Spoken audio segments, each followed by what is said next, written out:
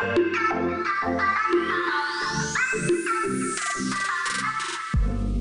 it's Chris, the Supply Chain Doctor and host of Supply Chain is Boring, bringing insight into the history of supply chain management and exposing you to some of the industry's thought leaders and driving forces. In this episode, we continue our discussion with Dr. Doug Lambert, the Raymond E. Mason Chaired Professor Emeritus at Fisher College of Business and Academy Professor at The Ohio State University, and former Director of the Global Supply Chain Forum. We're learning more about his perspective on supply chain management and the importance of true partnerships. It all sounds pretty boring. Let's see if Dr. Lambert can prove me wrong. So, Doug, what are you doing nowadays? Are you retired, or you've got an impressive website? I retired from Ohio State in December 31st of 2018 because flying back and forth to teach my classes started to become a bit of a nuisance, right? From Florida? In Ponte Vedra, yeah. Okay. And I'd have to fly through Atlanta, so it was a whole day wasted going up, a day wasted coming back. And I do it just about every week I was teaching. Now, because I had a chaired professorship in a research center, all my teaching was in the fall. So it wasn't as bad as it looked. And the kind of research I do is with companies, and I could fly out of Florida just as easily as Columbus. So I would fly up to Columbus during the time I wasn't teaching regular classes for meetings or to teach on executive programs, but it wasn't every week like it was in the fall. So I'd fly up on Sunday and back Thursday or Friday and stay in a hotel that was part of our business school complex. Every now and then my wife would come with me on Sunday, and we'd come back the Thursday of the next week and go to a football game on the weekend, because the hotel was a 5-star Summit hotel, part of our 6-building business school complex. And it was right across from the football stadium, so it made it easy to go to games. From the sound of things, I mean, teaching can be, or being a professor can be lucrative. I mean, you're living in Florida and retired, so good for you. Well, I think how well it turns out financially probably depends on what kind of research you do. When I went to Michigan State as a new assistant professor, I got my PhD in 2 years and went back to Canada as planned. But I only lasted 9 months. Because I won this award for my dissertation, I was offered a job at Michigan State and one at Penn State. And I took the Michigan State job because my mentor had graduated from Michigan State and had served on the faculty there. And it seemed like where I ought to go. And Bowersox was there, another one of the big names in logistics. And as a new assistant professor, I was paid $17,000. There was no summer money.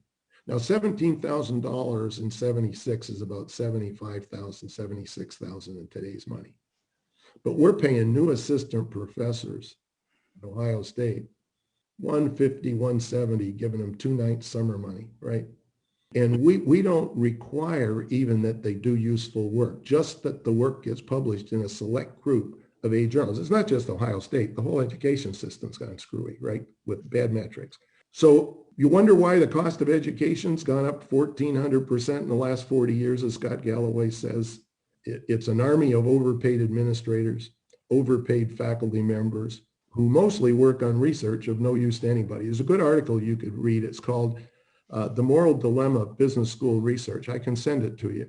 It's by 3 professors, Glick, Suey, and Davis. They say how we waste $3.8 billion a year in AACSB schools in the U.S.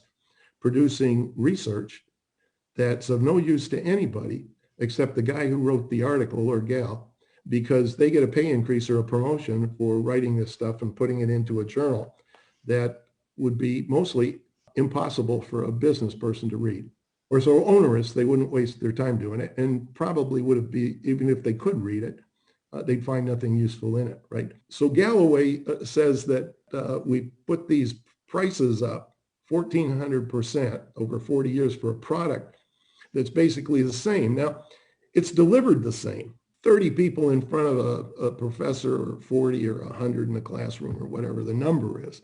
The delivery's the same, but the product's actually gotten worse. You know, I've had students tell me that mine was the only course in a 4-year degree, undergrads, not MBAs, in a 4-year degree that wasn't multiple choice exams. See, that's bloody awful.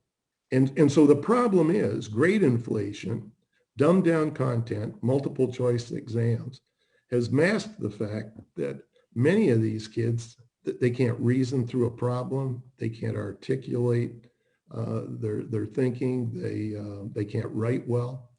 And so it's worse.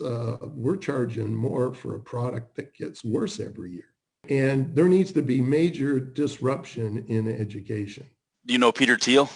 No. He was one of the original PayPal founders, and he talks about that's the next housing bubble is college cost. It's over. It's not worth the return now.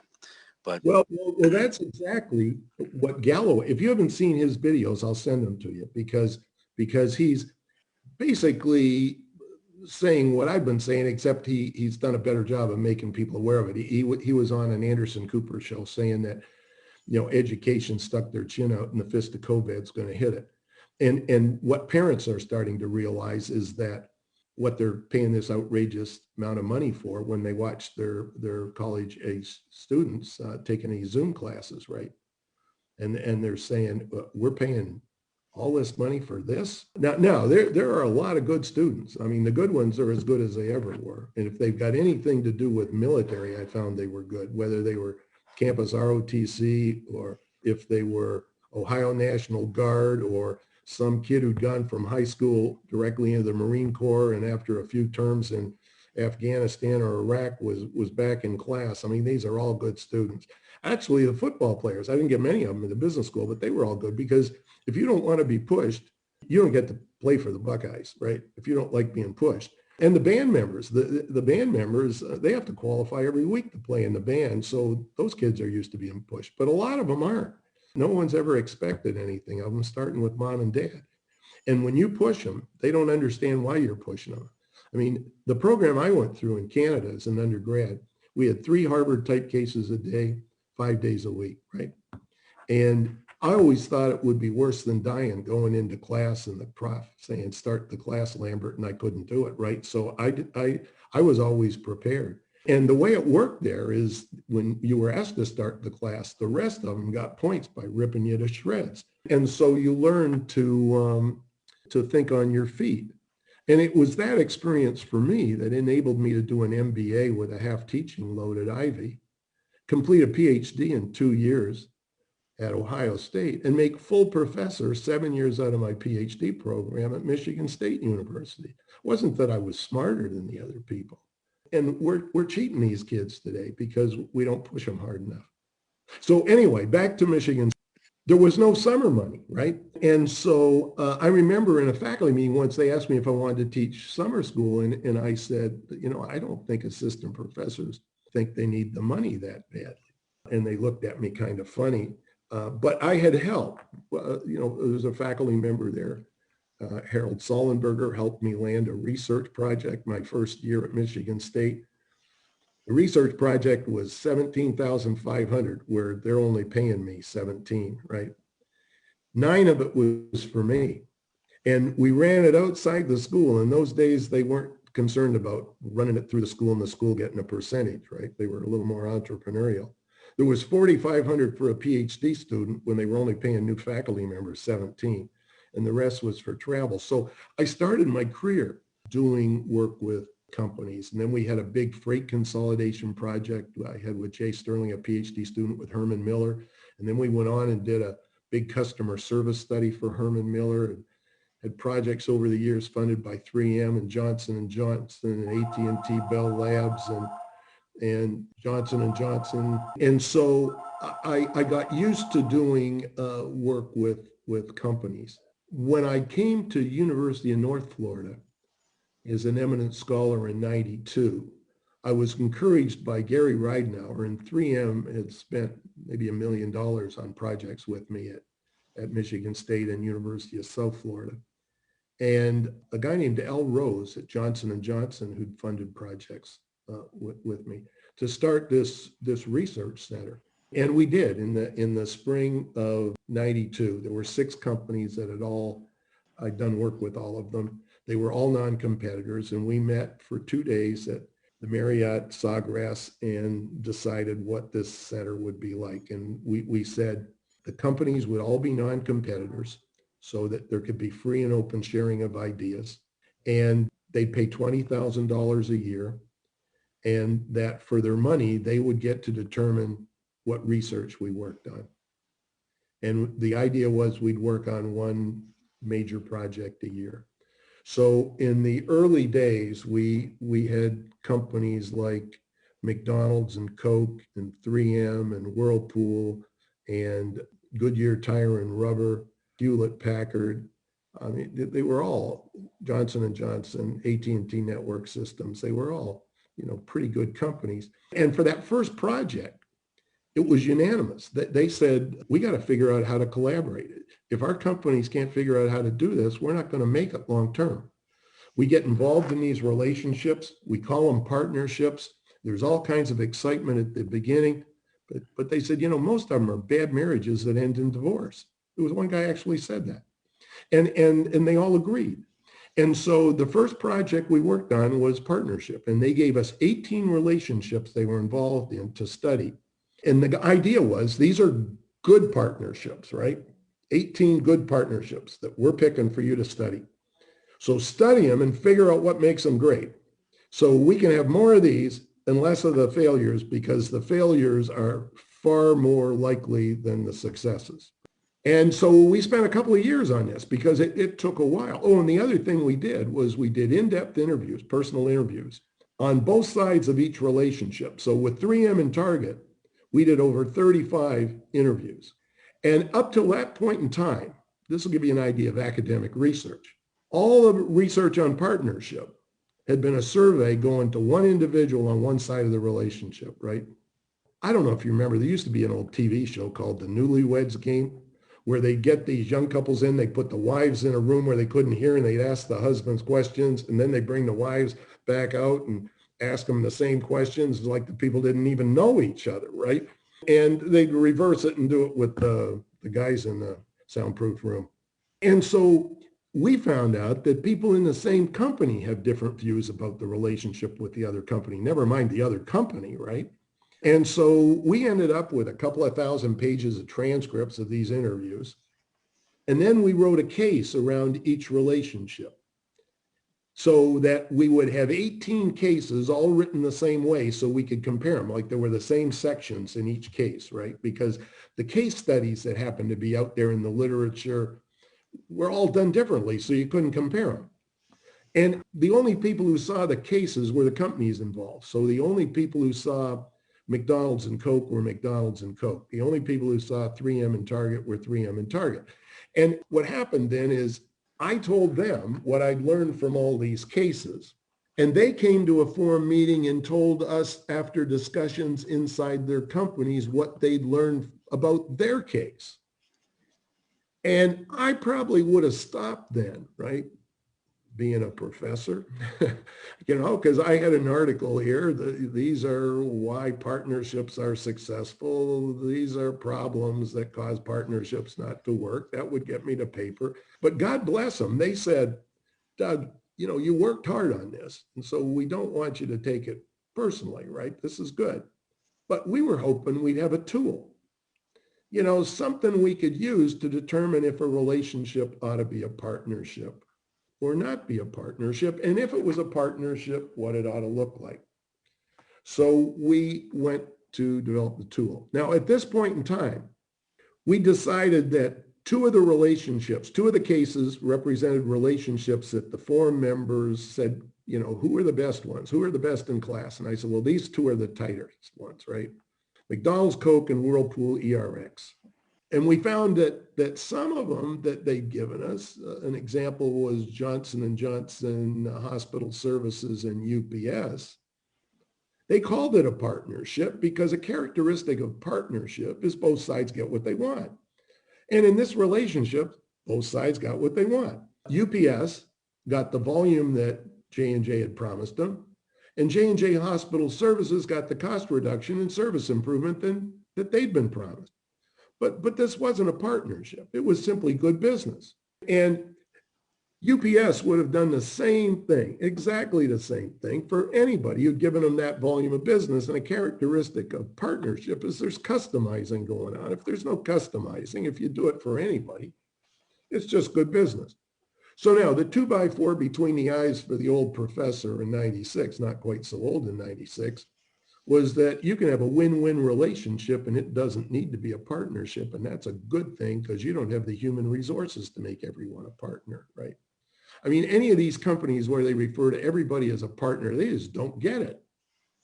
They just don't get it. And the ones that are partnerships, we found out, weren't the same. And so we call them type 1, type 2, and type 3.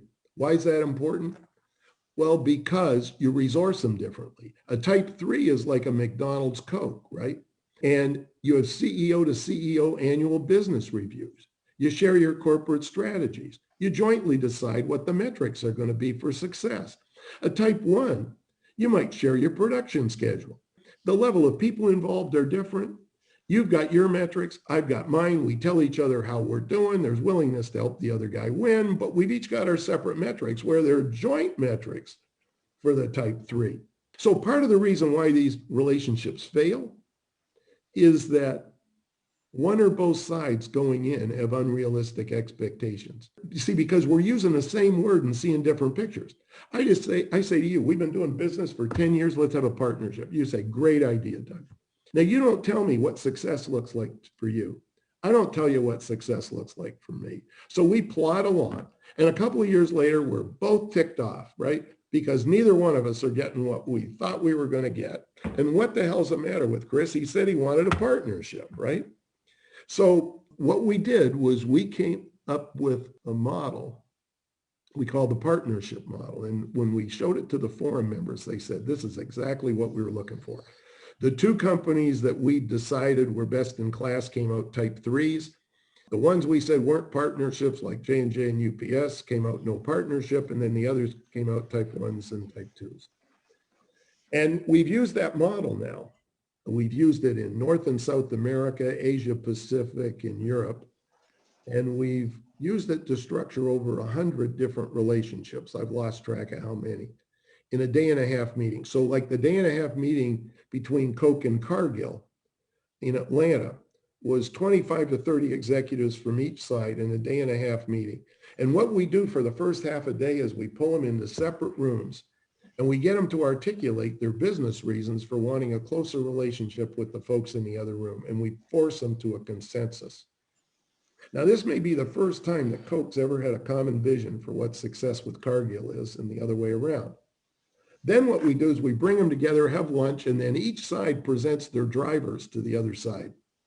And if I see you present and I don't know how I can help you or I'm not willing to help you, I either need to say, look, that's never going to happen. Take it off the table, right? Because we don't want people thinking they're going to get stuff they're never going to get. Let's focus on what's real, not phantom stuff. And then maybe I don't understand something you present as a driver. And I say, well, explain that to me. And you explain it and say, well, I hadn't really thought of that, but why not? Yeah, we could help you do that. So after they've each presented to each other, we decide what we can pick up from both companies' lists to make joint goals for the relationship. And then we develop a plan for how we're going to get there. Who from Coke, who from Cargill is going to move this initiative along? What kind of timeline, what kind of resources it's going to take, et cetera. So again, we had an HBR article on the Wendy's-Tyson relationship back in 2004, and Julia Kirby, our editor at HBR, put a byline in that read something like this: if your latest so-called supply chain partnership has turned out to be a disappointment or not meet expectations, as most do, perhaps it's because you didn't state your expectations in the first place. So again, I think they might be unrealistic expectations or they might be realistic, but the point is, if they're not stated, we can't get agreement on common goals. And everybody in the company that needs to be involved needs to have a role in determining what those business goals are, right? They need to be committed if you need them to make it work. So from that, we went on to how you measure and sell value. Because most of my career, I've been involved in logistics, right? Wrote a best-selling logistics textbook and taught logistics courses, as well as marketing. And the thing I noticed with logistics professionals, and I've seen it with operations VPs and purchasing as well, is they fall into the trap of telling management how much money they've saved. I mean, the senior folks, right? The leadership team, how much money they've saved this year.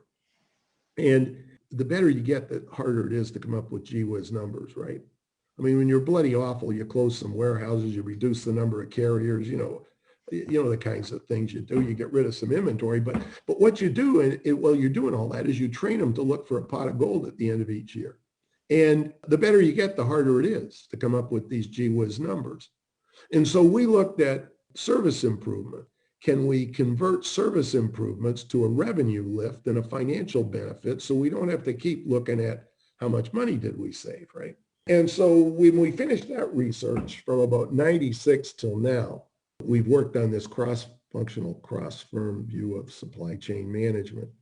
And there are only two cross-functional, cross-firm, standard process frameworks out there, ours and the SCORE model.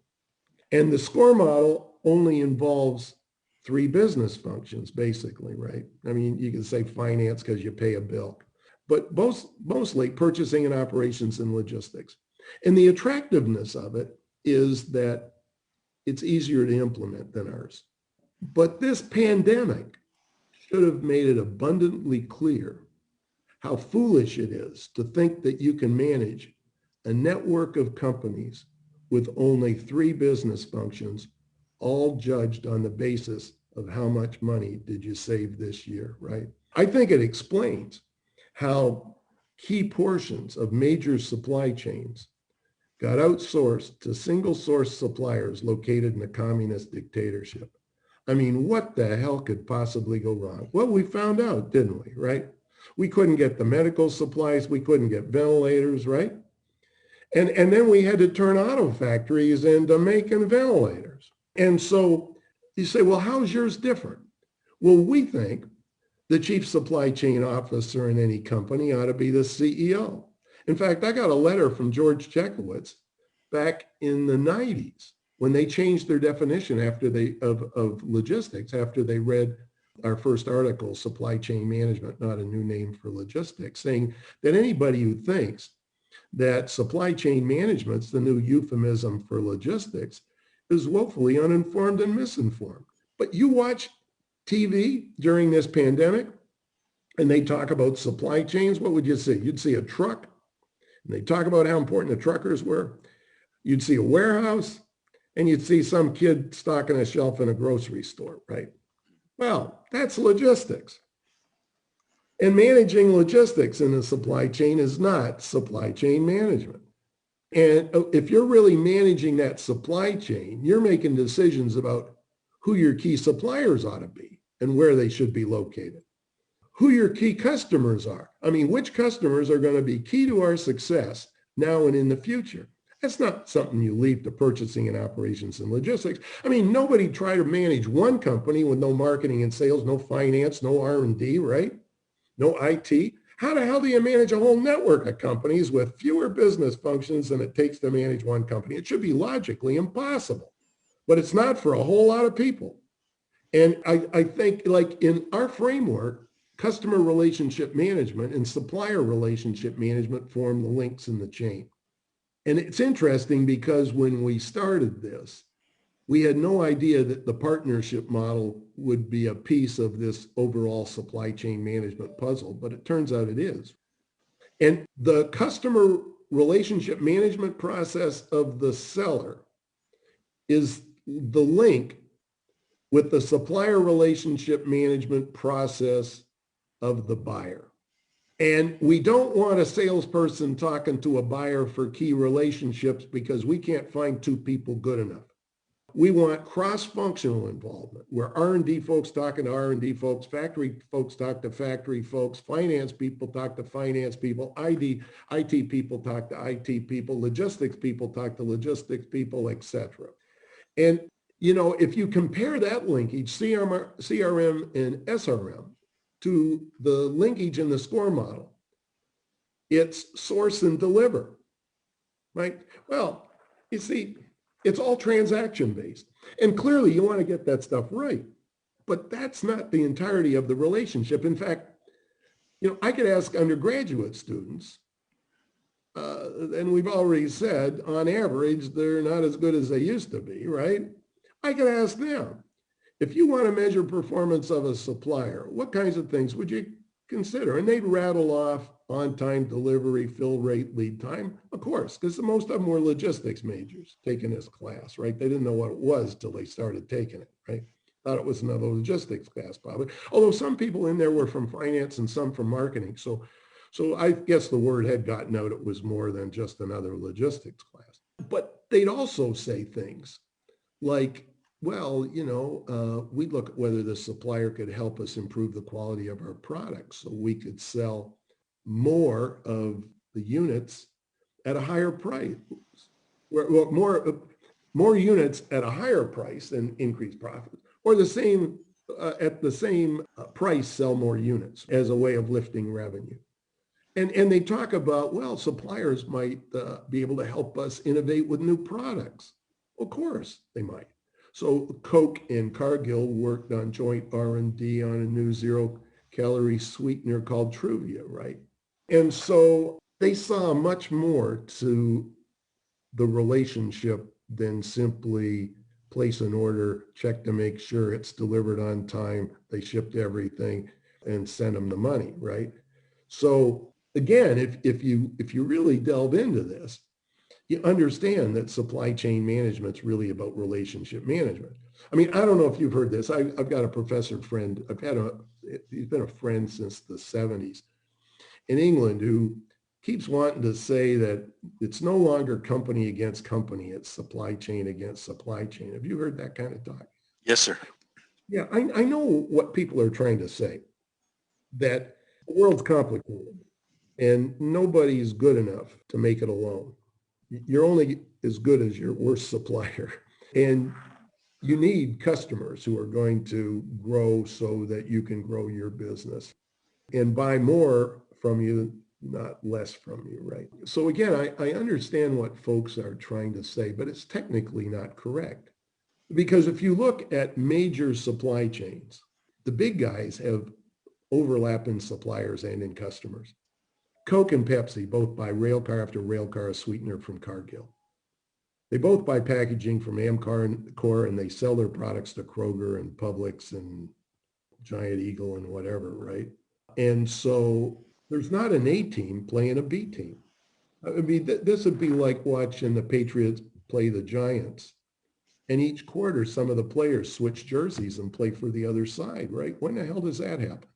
And McDonald's may have some dedicated supply, right? They've got some suppliers that only supply McDonald's, but they also have Coke supply them. And you probably noticed you can get Coke other places, right? Not just at McDonald's. So how do we say it's supply chain against supply chain? It's really about relationship management. If Coke manages relationships better than Pepsi, Coke's going to win more often. So that means you don't beat the stuffing out of suppliers because they've got shareholders and they want to make an honest buck too, right? You need to find a ways to collaborate, how to increase the size of the pie so you both get more. Not that I take a bigger piece and you get a smaller one, right? It's like this goofy stuff now called supply chain finance, where you negotiate the best price with the supplier. You tell them you have to hold the inventory, and then you say, well, hold it, we're going to take 6 months to pay you. But, oh, don't worry, we got an arrangement with a bank because we know you can't wait 6 months for the money. So we're going to use our good credit to get you a good rate. And the bank will pay you when you would normally get paid. And then we'll pay the bank 6 months from now when we would have paid you, and the bank just pays you a little less, right? Well, come on. All we're doing is beating up the suppliers some more. I mean, well, it's conceivable that there might be a special case where a company has got such growth opportunities, it can't finance them itself. It can't generate enough cash from operations to take care of the growth. The owners don't want to sell shares and give up ownership. But if suppliers waited 6 months to get paid, we could grow the business to the point where their shareholders and our shareholders would both be better off. But that's not what's going on when Apple says we're not paying you on time, or Campbell's Soup or anybody else, right, extends payment terms. There's this finance guys who've never met a customer, never met a supplier, jiggering the books. I mean, the way you make a profit is by having a well thought out strategy, well executed. It's not by finance guys jiggering the books. So again, we think CRM and SRM are the links in the chain, and then there are 6 other processes: customer service management, demand management, order fulfillment, manufacturing flow, new product development, commercialization, and returns that are coordinated through that CRM and SRM linking. That's interesting. I'll go back to Apex again, the classes I teach. There is a big emphasis on collaboration and partnerships and extended enterprises and those things. And 2 key components are CRM and SRM. But I've never really probably given it the emphasis I should. Maybe I'll change that after I talk to you today. So, and the other thing I'm tracking is because we do focus, the goal of Apex is the extended enterprise. I shouldn't say the goal, but that's one of the, like, the light on the mountainside. Yep. If you look at the Gartner supply chain maturity model, the evolution of the 4 steps, I don't know if you're familiar with those, but they're trying to say everybody get to be collaborating with your partners. So it's interesting to say, what's the difference? Is it a partnership or just a good business model? So I'm going to think about that. But the industry I'm following now, more from a practitioner standpoint, Doug, is it's called, Gartner defined it as the multi-enterprise supply chain business networks. And it's a bit of a technology play, but it's allowing, different companies with different ERPs to do more collaboration, real-time collaboration, as opposed to just lip service collaboration. And we'll see where that goes. The technology is important, but the people are key. And it's usually, when you hear somebody invested, tens of millions in CRM and it was a failure, was they bought a technology without having a process in place first. So the technology is an enabler. It's not a solution. Agreed. But that's kind of what I see happening, is I talk about it in class a lot, is this collaboration and again, the extended enterprise, but I've never really thought about how does it happen. So you give me something to think about. One thing, as we ramp down, Doug, one thing I like to get, maybe you've already answered this throughout your discussion, but I could talk to you probably for another couple hours. You're so boring, I could actually listen to you for hours. But if you had any words of wisdom for any students going to college, thinking about careers, should they be thinking about careers in supply chain management? Or there's another segment of experienced professionals that maybe are looking at career changes into supply chain management. Any suggestions or guidance for anybody in that space? Well, first of all, I guess we have to decide what supply chain management is. Right? Like, I had a PhD student that even his grandmother understood supply chains now. Well, I think she's heard the words. And again, we talked about this before, that usually it would be accompanied, the discussion on TV, with a video of a warehouse or transportation or whatever. So part of the problem with talking about careers in supply chain is what do people think it is? And I would say there are great opportunities in the logistics area. There are probably great opportunities in procurement. If you want to call that supply chain, if you're an engineering person, probably in a manufacturing environment. But there are also opportunities elsewhere in the business that sort of broaden your expertise, like working in sales for a while. I mean, there's no better way to figure out what a company's about than trying to sell its products to its customers, right? And I think what I would encourage people to do is, and this comes to the discussion of whether you want a master's degree or whether you want an MBA, right? Because MBA, you get the whole business core, and then you get a chance to specialize in the second year versus just specialize in marketing or logistics or whatever the university you're at is calling supply chain. So I would get as broad a background as I could, because as you move up in the organization, it's being able to think horizontally that's so important. And you see it everywhere. I mean, you can see it in terms of things that the government does, where they fix one problem and they create others because of tunnel vision. And, there are no more siloed organizations than business schools. I mean, we tell companies, you need to fix this silo mentality. It's what caused the companies that were involved in the forum to say, we need to come up with this cross-functional, cross-firm supply chain management framework, because one after another complained about how in their companies, the business functions didn't act like they played for the same team. that they all had their own metrics and they tried to maximize their own performance, and they were hurting shareholders of the company. And it wasn't customer focused either. I remember we were doing, we did 7-week-long courses for a company on our supply chain management framework when the first book came out, 25 executives each. And the first course, a senior guy, we quoted on the back of the book, attended that course himself. And on a Thursday night, we're going out for dinner, and we left the university and found an off-campus place because they'd been at the university, all week, and it was now Thursday night. So I'm sitting next to him on the bus, and he says, "Doug, I'm getting tired." And I thought, oh. Happily, he didn't say, "I'm listening to you talk all week." But he said, at our company, the finance guys are measured by EVA. And they won't let me invest in plant equipment. They want those assets to sweat. And he said, "You probably saw the Business Week article where we've got this marketing person talking about all these new SKUs we're going to be coming out with." And he said he was in charge of plants, manufacturing facilities, and logistics. He didn't have purchasing because that was a corporate function. He was responsible for a $4 billion spend, though.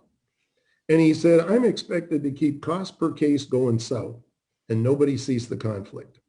If these new products take off, how the hell does he make them? Because his plants are running hot." And so that was the kind of thing we were hearing from people. Whirlpool had this rapid delivery system called Quality Express, where they could deliver appliances anywhere in the United States to their dealers in 24 to 48 hours.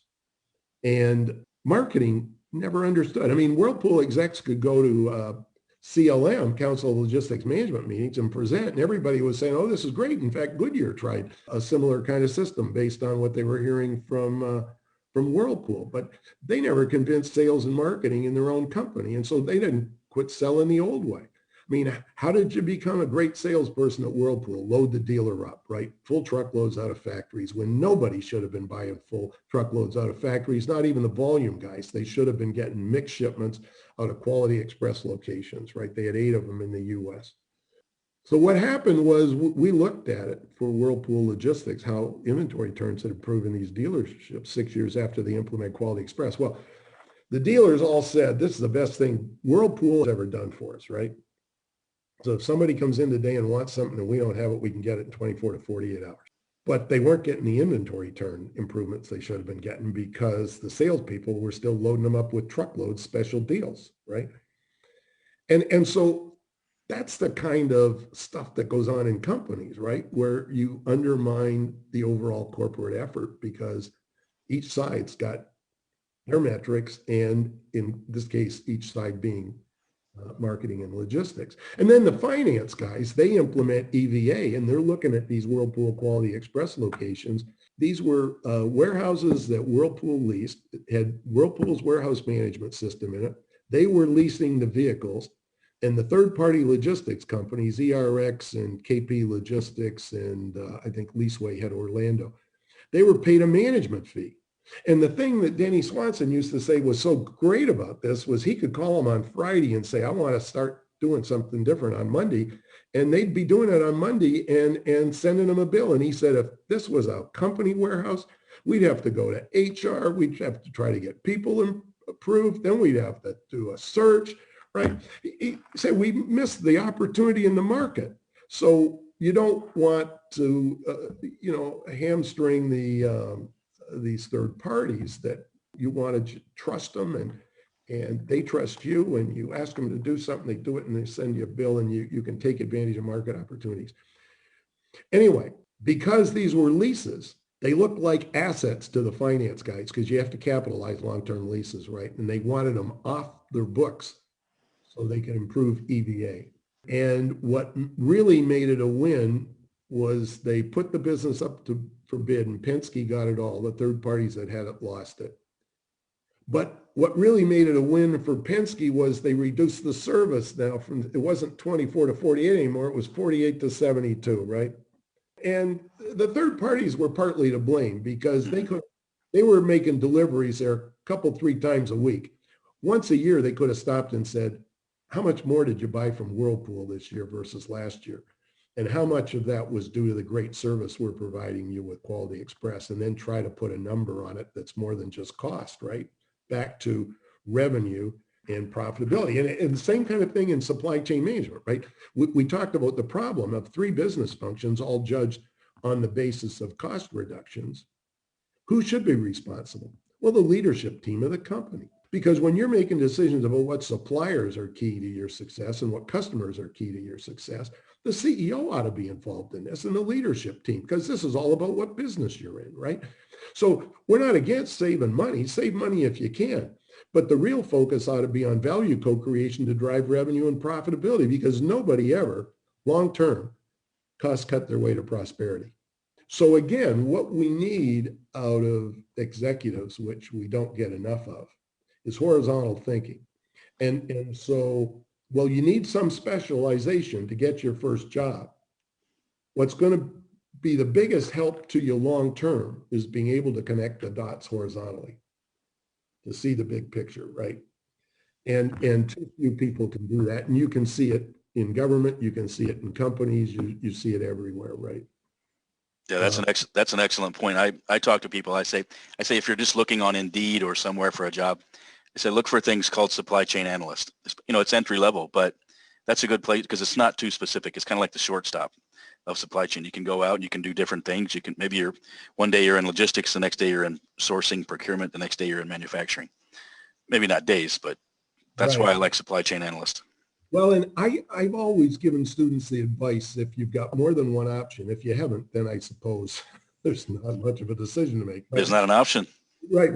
But if you've got more than one option, take the one you think you're going to have the most fun doing, that you'll learn the most. This is a company that's going to invest in you versus taking the most money. Because if you're having fun, you'll put in the effort. If you put in the effort, the rest takes care of itself. I was going through old things, and I found some old calendars from when I was a bit younger than I am now. And I couldn't believe what I was doing, right? I'd be coming in on a Friday night and leaving Sunday, and coming back on Saturday and leaving again on Sunday. And I mean, it might be a week in St. Charles with Anderson and then leaving. Well, there was one trip where I left and met up with L. Rose from Johnson & Johnson, and we went to Bali, Indonesia from San Francisco, Singapore Air first class. I mean, it was great. But I came back from Singapore and was off to Brazil. And that was life, but it didn't seem like work because I was having so much fun now. And I was fortunate to have a wife who put up with it. But I think that's key. I mean, I look back at those days now and wonder how I did it, because I do week-long courses all by myself for companies, and 1 week after another be traveling. And I think the key is, if you're having fun, it doesn't seem like work, and it makes it a whole lot easier to do it. Yeah, enjoy it. Well, you gave me a flashback when you described your travel schedule, and then you said the name. They're out on Fridays, back on Fridays, out on Mondays or Sundays sometimes. That reminded me of my days at Anderson Consulting, and then you said the name. So, well, did you ever know Bill Capacino? I was there when he was there. He was a bit higher than I was, but yeah. Okay. Yeah. How about Greg Owens? Did you know Greg Owens? The name, I'm not sure, but Bill helped us start the International Journal of Logistics Management. Christopher and I. It was a journal that, until we sold it to Emerald after about 15 years, we owned. Okay. And Bill helped us get it going by buying an ad on the back cover for Anderson Consulting. Yeah, well, that explains it, because I knew he was at Anderson. I know he has that little book he used to do. It's a compilation of all of his articles. Right. He's passed. He's since passed, correct? Right. He's a number of years ago now, actually. Yeah. Because I had him on my list of people to talk to, but that's the challenge.